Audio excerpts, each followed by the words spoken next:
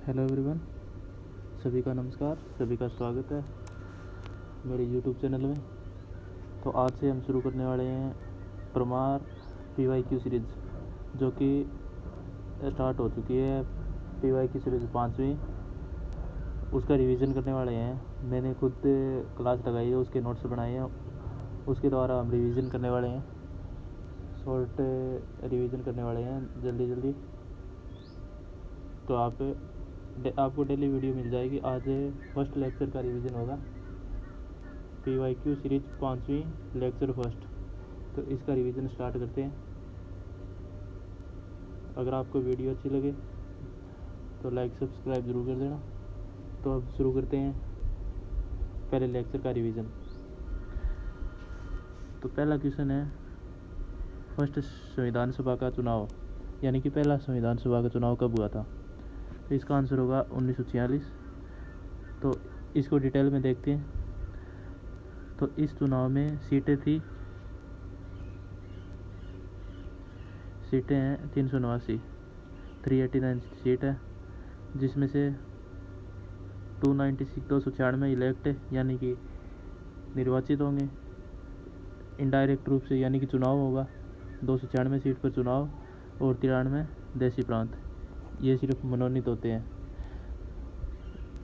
ये 296 हो गई ब्रिटिश इंडिया से, जो कि चुनाव होंगे, निर्वाचित होंगे, और बाकी 93 बच गई 93, वो नॉमिनेट होगी देसी प्रांत से।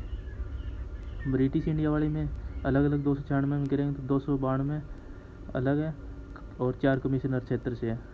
ये तो ब्रिटिश इंडिया से होगी अप्रत्यक्ष रूप से चुनाव, और ये कमिश्नर क्षेत्र से। इसके अलावा और जानकारी देखें इसमें। तो इसमें जुलाई 1946 में चुनाव हुए थे, ठीक है। और ये चुनाव को कौन जीता था? कांग्रेस को मिली थी 208 सीट, और मुस्लिम लीग को मिली थी 73, ठीक है। तो ये चुनाव की डिटेल होगी। इसके बाद में, इसके अलावा संविधान सभा में पहली बैठक कब हुई थी?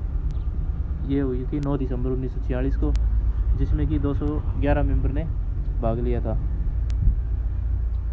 ये संविधान सभा की पहली बैठक होगी। और इसके बाद में एक क्वेश्चन बनता है कि दिसंबर 1947 के हिसाब से कितनी सीट थी। तो दिसंबर 1947 के पूछी जाती है तो 299 सीट थी टोटल, ठीक है। तब तक ये 299 सीट थी। ये फर्स्ट क्वेश्चन हो गया, ये डिटेल हो गई इसकी। इसके अलावा आगे बात करें हम सेकंड क्वेश्चन की। तो सेकंड क्वेश्चन देखते हैं हम।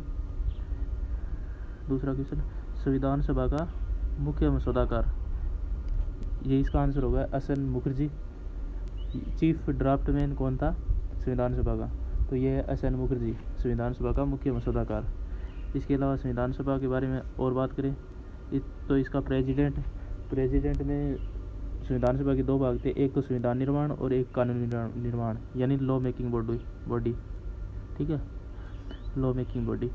संविधान निर्माण वाले के पूछे जाएँ अध्यक्ष या प्रेसिडेंट, वो हो गए राजेंद्र प्रसाद, और कानून निर्माण वाले के जी.वी. मावलंकर हो गए, ठीक है। इसके बाद में वाइस प्रेसिडेंट की बात करें तो वाइस प्रेसिडेंट एच.सी. मुखर्जी या वी.टी. कृष्णामाचारी, ये हो गए। कैलीग्राफर, संविधान को लिखा किसने था?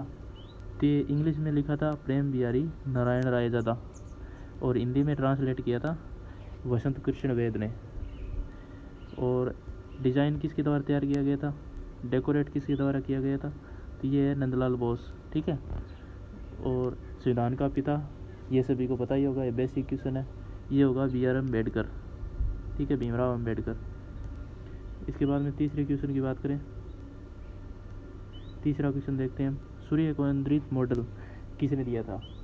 ठीक है, तो ये इसका आंसर होगा निकोलस कोपरनिकस।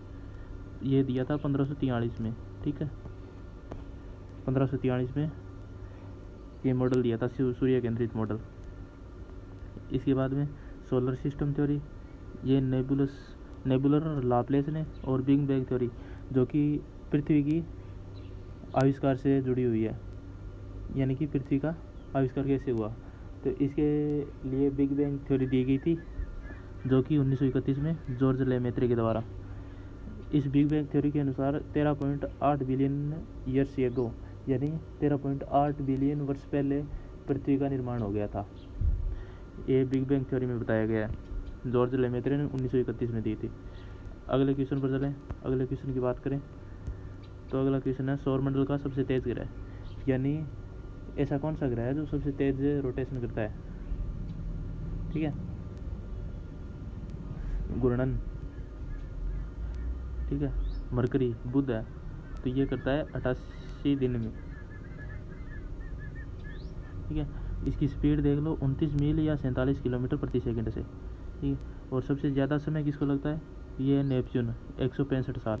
ठीक है, 165 साल का टाइम लगता है इसको। और इसके अलावा फास्टेस्ट रोटेशन की बात करें तो जुपिटर है 9.9 घंटे में, और स्लोवेस्ट अपने अक्ष पर कौन घूमता है सबसे तेज? वो है जुपिटर 9.9 घंटे में, और सबसे धीरे कौन? वीनस, तो ये है 243 डेज में। तो ये हो गया।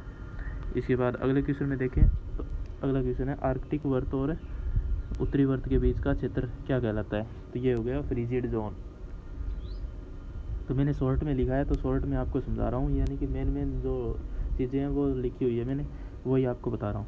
इसके अलावा अगले क्वेश्चन की बात करें तो नवपाषाण और महापाषाण चरणों के बीच ओवरलैप में सबसे पहले लोहे की वस्तुएं कहाँ पर थी, यानी कौन से क्षेत्र में लोहे की वस्तुएं स्टार्टिंग में थी?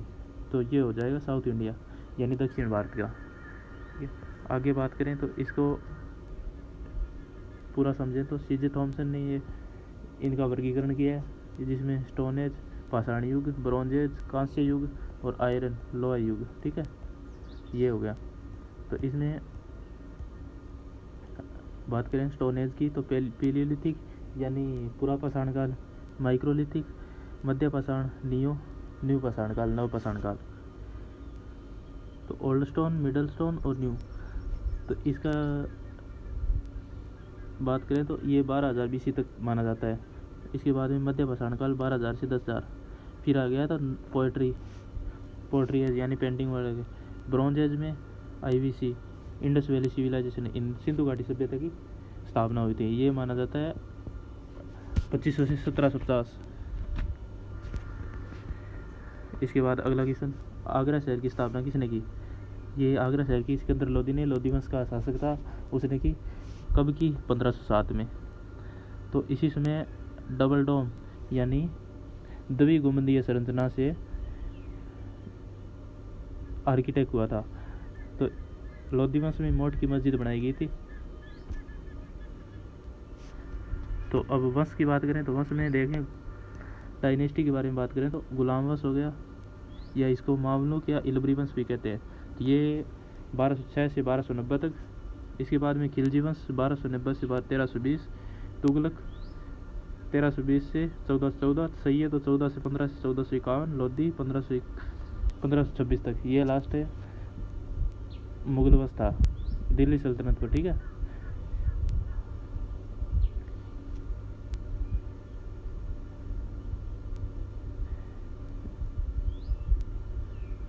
ये वंश हो गए पूरे। इसको आप याद कर सकते हैं, गुलाब खिले तो सांस लो, या कोई भी आप ट्रिक लगा सकते हैं इसमें।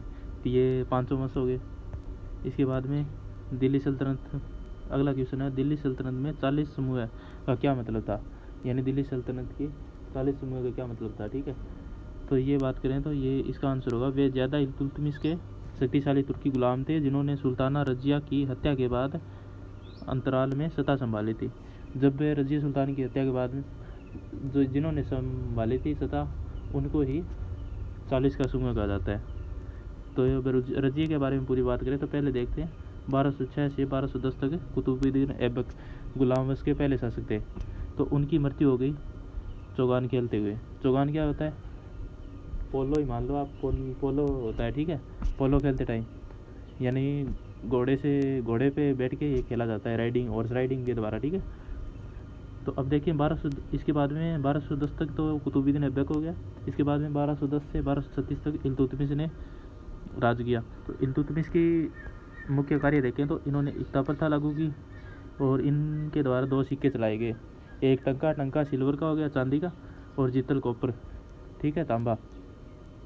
इसके बाद में इल्तुतमिश ने तबकात नासिरी एक बुक है, इसमें इल्तुतमिश के पूरा वर्णन किया गया है, जो कि मिनाज सिराज द्वारा लिखी गई है। इसके बाद में रजिया सुल्तान की बात करते हैं, जो कि 1236 से 1240 तक राज किया। रजिया सुल्तान जो कि पहली महिला शासक थी, ठीक है। दिल्ली सल्तनत की पहली महिला शासक पूछे तो रजिया सुल्तान होगी। तो रजिया सुल्तान को अल्तुनिया ने बठिंडा की जेल में कैद कर लिया था, बठिंडा पंजाब में, ठीक है। तो इसके बारे में कुछ खास नहीं है। तो रजिया सुल्तान पहली महिला शासक है, इतनी ज़रूर याद रखना है, और इसका शासन याद रखना 1236 से 1240, ठीक है।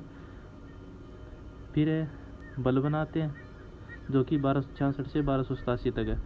इन्होंने 40 का समूह, जो इस क्वेश्चन का आंसर क्वेश्चन था ये 40 का समूह के बारे में, तो उसको इन्होंने ख़त्म कर दिया बलबन ने। और बलबन ने क्या चलाए, सिजदा प्रथा और पेबोस।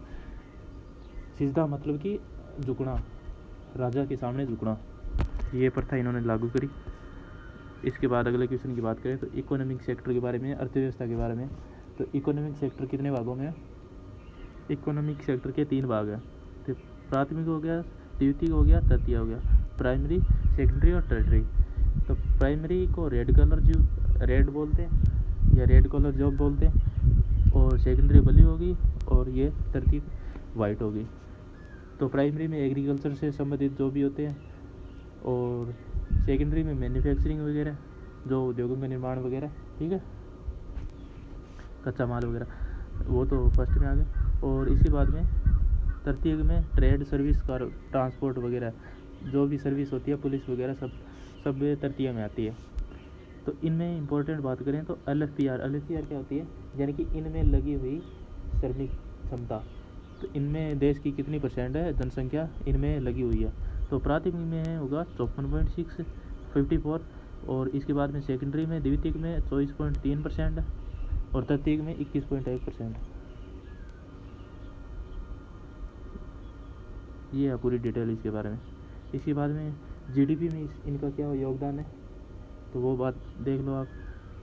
प्रथम प्राथमिक का हो गया, प्राइमरी का 14.39%, और इसके बाद में 31.44%, द्वितीयक का, और 54% GDP में योगदान है तृतीय क्षेत्र का।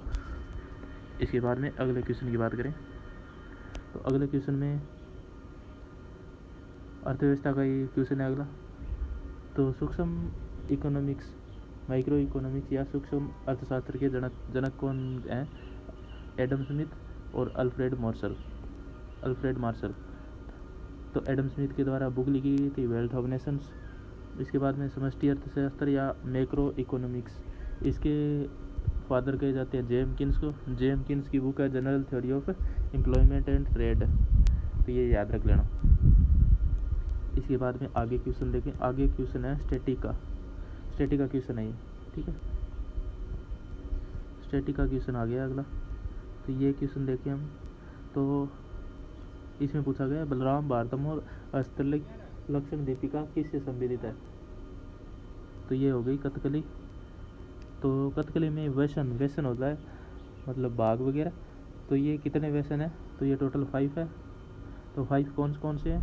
पाचा ग्रीन रंग से, काठी नाइफ के आकार सा होता है फेस पे, और इसके बाद थाड़ी बियर्ड, यानी इसकी दाढ़ी होती है ज़्यादा, करी ब्लैक काले रंग का, और मिनुक्कू रेडियंस को दर्शाता है।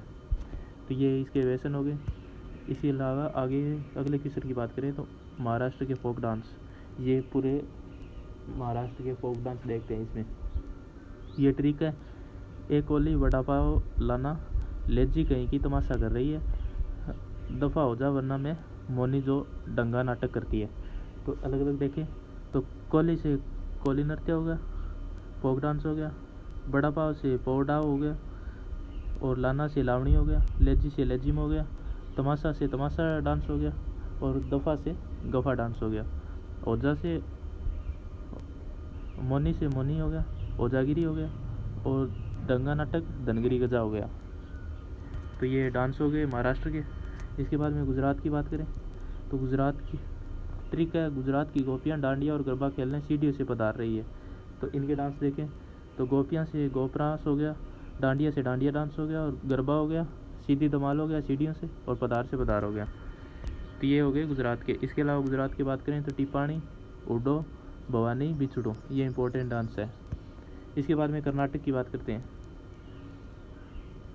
कर्नाटक की देखें तो कर्नाटक की ट्रिक देखते हैं। यश बोलाकर काम साले डोल भूता नागमंडली वीरता। तो ये देखिए, यश से यक्षगान हो गया, बोला से बोलक हो गया, कम साले से कम साले हो गया, और डोल से डोल कुनिता, और भूत से भूत आराधना, नागमंडली और वीरगा से। ये कर्नाटक के इंपॉर्टेंट फोक डांस हो गए। इसके बाद में आगे बात करें तो अगला क्वेश्चन है मी दम मीफी। ये एक नृत्य है या उत्सव, ठीक है। ये किससे संबंधित है, सीधा क्वेश्चन पूछा जाता है। तो ये हो गया असम से। तो असम की अन्य बात करें तो असम के अन्य त्यौहार हो गए बिहू, वैसागु, देंग पटकाई, अली अलीगांग, अम्बुवाची, माजुली और रोंगकर। ये इंपॉर्टेंट हो गए असम के। इसके बाद ओडिशा की बात करें, ओडिशा के नुआखाई हो गया, छऊ हो गया, कोणार्क हो गया, बाली यात्रा हो गया, कलिंग उत्सव हो गया, और राजा प्रभा हो गया, रथ यात्रा हो गया। ये इंपॉर्टेंट हो गए ओडिशा के। तो छऊ 3 प्रकार का होता है, सरायकेला छऊ, पुरुलिया छऊ और एक और होता है, ठीक है। ये 3 हो गए ओडिशा के। ये उत्सव हो गए आपके। और इसके बाद में अगले क्वेश्चन, कामायनी ध्रुव स्वामिनी के लेखक ये होंगे जयशंकर प्रसाद। तो जयशंकर प्रसाद के द्वारा अन्य कविता या लेखन कार्य क्या है, कंकाल हो गया, तितली हो गया, स्कंदगुप्त हो गया, और ये हो गया, ठीक है, लहर और ममता। इसके बाद आखिरी क्वेश्चन है, मैंने 15 ही किए, यानी कि जो बेसिक क्वेश्चन थे वो मैंने छोड़ दिए, मोस्ट इंपॉर्टेंट या मतलब ज़्यादा थोड़े मेरे को नहीं आ रहे थे वो लिखे हैं, तो वो क्वेश्चन है ये इंपॉर्टेंट ही है। तो अगला क्वेश्चन है लास्ट, इसमें योजना पूछी गई है, आत्मनिर्भर भारतीय रोजगार योजना। ये कब स्टार्ट की गई, कब लॉन्च की गई थी? तो इसका हो गया 1 अक्टूबर 2020, ये हो जाएगा। और इसके बाद में पीएम फसल बीमा 2016, पीएम रोजगार प्रोत्साहन योजना 2016, गरीब कल्याण रोजगार योजना ये 2020 होगी। और इसके बाद में इस योजना में गरीब कल्याण रोजगार योजना है जो कि 2020 में लॉन्च की गई थी। इसमें 125 दिन का रोजगार उपलब्ध कराने की घोषणा हुई थी, और ये 6 राज्यों में स्टार्टिंग में लॉन्च हुई थी। और ये हो गया लास्ट पीएम सूर्यघर बिजली योजना, ये कि हाल ही में फरवरी 2024 में लॉन्च की गई थी। इसके द्वारा सोलर प्लांट का निर्माण किया जाएगा, सोलर प्लांट लगाए जाएंगे, जिसके द्वारा ग्रामीण क्षेत्रों में बिजली पहुंचाने का कार्य किया जाएगा, जिससे कि बिजली की खपत कम की जा सके। तो ये पूरा लेक्चर 1 का रिवीजन हो गया। तो अगला लेक्चर 2 का रिवीजन देखने के लिए चैनल सब्सक्राइब कर लें, और बहुत जल्द वो भी वीडियो मैं डाल दूंगा लेक्चर 2 की, और डेली वीडियो आती रहेगी। तो इसलिए जिनको भी PYQ सीरीज़ 5 का पूरे लेक्चर का रिवीजन करता है साथ साथ में, तो वो चैनल को सब्सक्राइब कर लें, बार बार आपको वीडियो मिल जाएगी पूरी डिटेल से। मेरे खुद के द्वारा नोट्स से मैं वीडियो बनाऊंगा, तो उसके हिसाब से आप देख लेना, तो आपको काफ़ी हेल्प मिलेगी। जो भी SSC की तैयारी कर रहे हैं, SSC NTPC सभी रेलवे वगैरह की, तो उनके लिए PYQ सीरीज़ है। तो ये 5वीं सीरीज़ है, तो इसके आपको रिवीजन सीरीज़ मिलती रहेगी। ठीक है, धन्यवाद। चैनल सब्सक्राइब जरूर कर लें, और कोई क्वेश्चन में कोई दिक्कत हो तो कमेंट ज़रूर कर लेना। ठीक है, धन्यवाद।